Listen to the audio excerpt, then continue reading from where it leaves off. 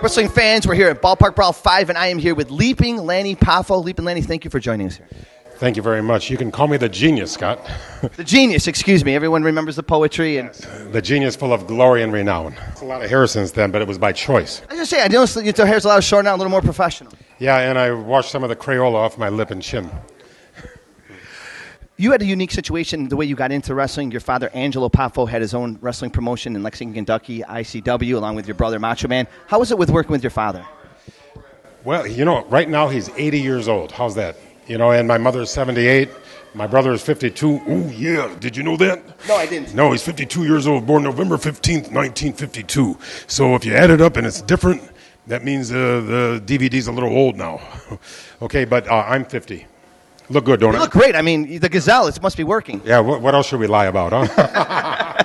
No, you do. You look great. I use the Gazelle every day. It's easy on the credit card because they gave me a free one. You know. Anyway, I'm very happy to be one of the only wrestlers from my era that's still living and still doing well.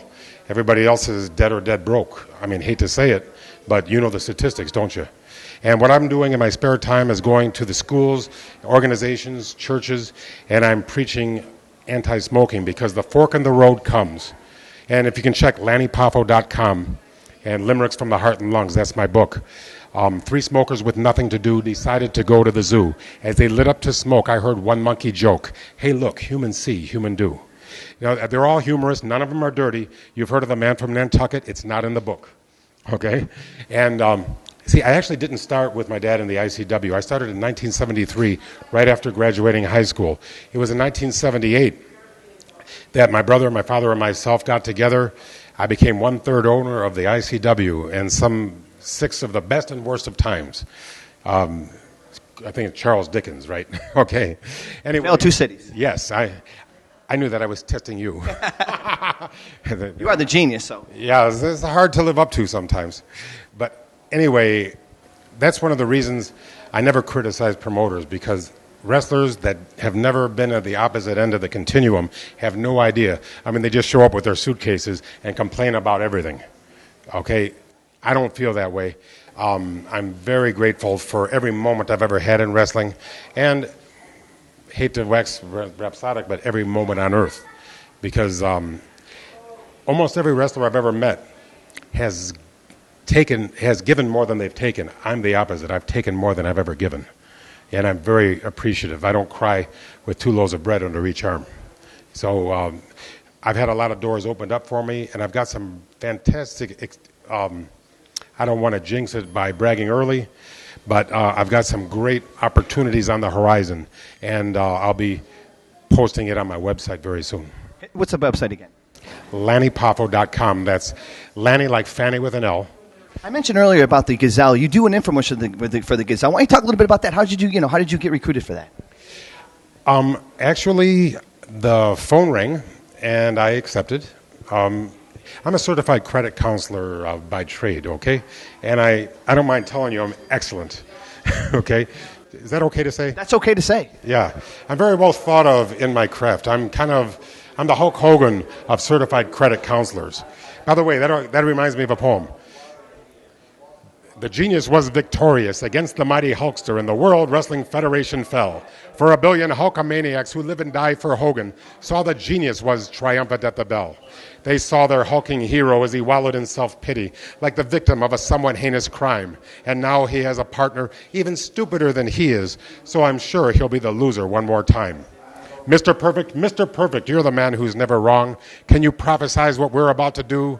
By the power of the genius and the world's smartest man, rely on my incredible IQ. I can listen to that stuff all day. You must be easily excited. Yes. Okay, hit me with a topic. Give me a topic and I'll give you a poem. Is that good? Your experience in the WWF. The World Wrestling Federation has caused a culture shock in every phase of our society, from classical to rock. In triumphant jubilation, every social class is won with a single common interest, just to have a little fun. I've seen the rapture in the eyes of fans from every nation. You made us what we are today, World Wrestling Federation. I had a fantastic time in the World Wrestling Federation. I got to go all over the world. It didn't cost me a dime. And I even made some money. No matter what I made, I was overpaid. Okay? you still talk to your brother quite frequently? Yes, I do. Yeah. Real good, yeah. And I tell you, he told me to say hello, Scott Bender. He's going to do that for you next time he sees you. Well, he's not returning my phone call, so I'm glad at least, he passed a message on. Be your liaison, okay? I can appreciate that. I can definitely appreciate that. Why don't you recite one of your favorite poems here for our fans? I know you got many, you got thousands, but one that comes to mind, one of your favorites, one that always, when you think strikes, just strikes a chord with you. I had the opportunity. I know that what you all guys are out of Rochester. Yes. Okay, I didn't write anything for George Eastman. However, you know Ted Williams? Absolutely, baseball. The greatest moment of my life outside of the wrestling career was I was invited to Joe Robbie Stadium, which became Pro Player Park. I think they changed the name again. Anyway, it's where the Marlins play, and it's where the Dolphins play. And I had the opportunity. They asked me, would you accept this much money to do a poem for Ted Williams? And I thought to myself, okay, but if it's any more, I won't pay you. In other words, they were going to pay me, and I said, so I had a month to think about it. I read a couple of his books, some written by him, some about him, and another book, and I actually got the pulse of the man. And I wrote a poem for him, and when I recited it, he started crying, and he gave me a hug, and when he cried, I cried, because we were on the same wavelength. And I'm going to go for it now, and I'm going to think about baseball while I am. We're here at the BALLPARK Brawl. What a perfect opportunity. Think about baseball because it's going to keep me from crying because, when I think about it. Through all of the magnificence that is Joe Robbie Stadium, the Marlins and the Dolphins' happy home, it gives me pride to introduce a man who was to baseball what Romulus and Remus were to Rome. Take 95 until you hit the Massachusetts Turnpike. Get off at Fenway Park and there you are. Where back in 1941, this man hit 406, and even now Ted Williams has no par.